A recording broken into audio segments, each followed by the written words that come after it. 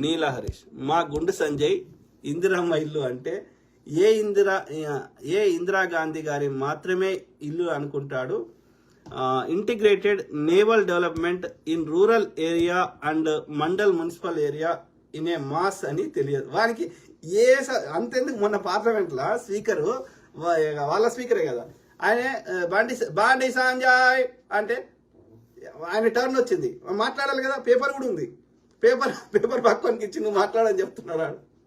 అంటే ఎంత ఒక ఎంపీ ఉన్నాడు, పేపర్ కూడా ఉంది, చూసుకుంటే అది కూడా వానికి రాదంటే ఏ స్థాయిలో ఉన్నాడో మనం అర్థం. తెలుగులో చెప్పినా సరే, నీకు సబ్జెక్టు తెలుగులో చెప్పినా ఏం కాదు, వాళ్ళు యాక్సెప్ట్ చేస్తారు. వాళ్ళకి ఎందుకంటే ఆడ కన్వర్షన్ చేసే ట్రాన్స్క్రిప్ట్ ఉంటుంది, కన్వర్ట్ చేస్తారు. సో తెలుగులో చెప్పినా వాళ్ళు యాక్సెప్ట్ చేస్తారు.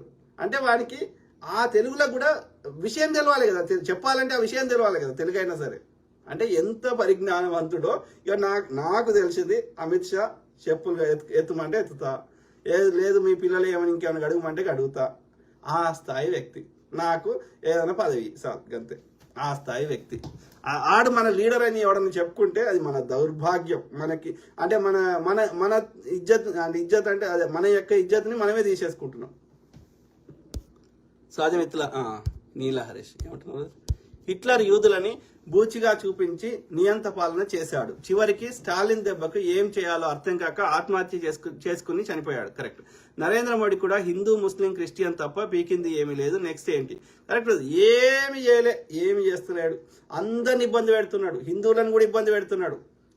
బుద్ధి ఉన్న హిందువులు గ్రహిస్తున్నారు, బుద్ధి లేని హిందువులు వాళ్ళ ట్రాప్లో పడుతున్నారు, వాళ్ళ చెత్తలో పడుతున్నారు. లేదు అయితే నేనేమంటున్నా, హిందువుల కోసమే అవతరించిన అవతార పురుషుడైతే హిందువుల దగ్గర ట్యాక్స్ తీసుకోకండి. మెజారిటీ భారతదేశంలో మెజారిటీ ప్రజలు హిందువులు ఉన్నప్పుడు మోడీ చేసిన మంచి పని అయినా చెడు పైన దానివల్ల వచ్చే ఫలితాలు హిందువులకే ఉంటాయి ఎక్కువ శాతం. ఎందుకంటే వాళ్ళ జనాభా ఎక్కువ ఉంది కాబట్టి, వాళ్ళ కాంట్రిబ్యూషన్ ఎక్కువ ఉంది కాబట్టి. ఆ విధంగా మోడీ చేసిన ఏ పాలసీ మేకింగ్ వల్ల హిందువులకు వచ్చిన లాభం ఏందో చెప్పండి. ట్రిపుల్ తలాక్ చేయడం వల్ల హిందువులకు వచ్చిన లాభం ఏందో చెప్పండి. వక్ఫ్ చట్టం తేవడం వల్ల హిందువులకు వచ్చిన లాభం ఏందో చెప్పండి. జిఎస్టీ నేనేమంటున్నా, హిందువులకు ప్రేమ ఉంటే పెట్రోల్ మీద ఎక్సైజ్ ఇన్కమ్ హిందువుల దగ్గర తీసుకోకండి, జిఎస్టీ హిందువుల దగ్గర వసూలు చేయకండి.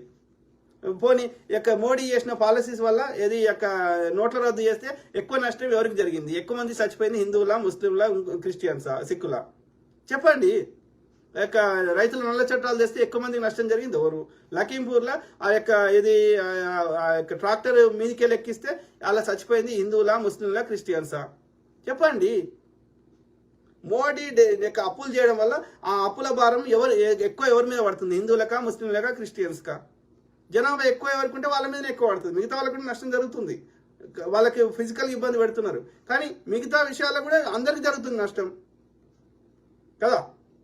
మోడీ ఈ అరాచక పాలన వల్ల ఎక్కువ మంది చచ్చిపోతున్నా. ఇప్పుడు మహిళలు ఇంతమంది మిస్సింగ్ అని ఉన్నది, అలా ఎవరున్నారు?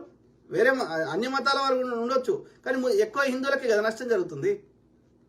అందుకే అంటున్నా, బుద్ధిమంతులైన హిందువులు గ్రహిస్తున్నారు, బుద్ధి లేని ఒక తక్కువ పర్సెంటేజ్ ఉన్న వాళ్ళు గ్రహిస్తలేరు. ముఖ్యంగా ఎడ్డినా కొడుకులు ఎక్కువ ఉత్తర భారతదేశంలో ఉన్నారు, ఏ విషయ పరిజ్ఞానం లేని వాళ్ళు ఉన్నారు.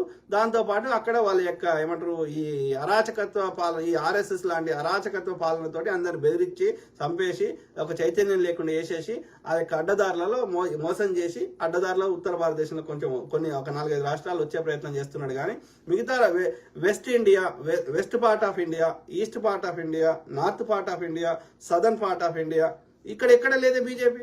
ఇంకా మధ్యలో ఉన్నాయి, అల్ల కూడా కాంగ్రెస్ బలంగా ఉన్నది. కానీ కాంగ్రెస్ వాడు ఇంకా పోరాటం చేయాల్సినంత చేస్తారు. ఈ రాహుల్ గాంధీ తోటి వచ్చిన సమస్య ఏంటంటే, నేను మంచోని నాకు ఓటే అంటాడు. ఎప్పుడు వర్కౌట్ అవుతుంది? అది సమాజంలో అంత మంచితనం ఉన్నప్పుడు వర్కౌట్ అవుతుంది. ఆ రోజుల్లో వర్కౌట్ అయింది. ఆ రోజులలో గాంధీ గారు ఉపవాసం చేస్తే బ్రిటిష్ వాడు కూడా భయపడ్డాడు. ఇప్పుడు నువ్వు ఉపవాసం చేసి చచ్చిపోయినా వాడు పట్టించుకుంటాడు లేడు. అంటే ఆ percentage of way of thinking మారిపోయింది. కాబట్టి మంచోనికి మంచిగా ఉండాలి, చెడ్డోడు వాడు దుర్మార్గుడు ఉన్నప్పుడు you have to come up with a plan అని ఉండాలి. కానీ నేను మంచోని నాకు ఓటే అంటే గిట్లనే ఉంటుంది, ఎల్లకాలం గిట్లనే ఉంటుంది. ఆలోచించుకోవాలి రాహుల్ గాంధీ గారు. Correct brother. ఆ హిట్లర్ అనేవాడు కూడా వాడు కూడా అట్లా చెప్పుకుంటాడు, మా ఆర్యులము మాది డిఫరెంట్ బ్లడ్ అని చెప్పి ఆ యొక్క ఇది వాళ్ళకి సంబంధించిన వాళ్ళని ఇక్కడ ఇది కాశ్మీర్లో ఒకటి ఆర్యా విలేజ్ అని ఉంటుంది, అక్కడికి జర్మన్లు ఇప్పటికి వస్తారు, అక్కడికి వచ్చి వాళ్ళతోటి సంభోగం చేసి పిల్లలు కానీ మాది డిఫరెంట్ బ్లడ్ డిఫరెంట్ అని చెప్పి వాడు అట్లా మెయింటైన్ చేసేవాడు. వాడొక ఏమంటారు ఒక ఒక పిచ్చు, అందుకే ఆ హిట్లర్ అంటారు కదా, ఒక డిఫరెంట్ పిచ్చోడు. సో అది మిత్రులారా దాదాపు పని చెప్పి చదివినా. సో ఐ కీప్ టాకింగ్, మాట్లాడుతూనే ఉంటా, ప్రతి అంశం మీద అవగాహన చేస్తా. దాంతోపాటు ఇది ఒక నిమిషం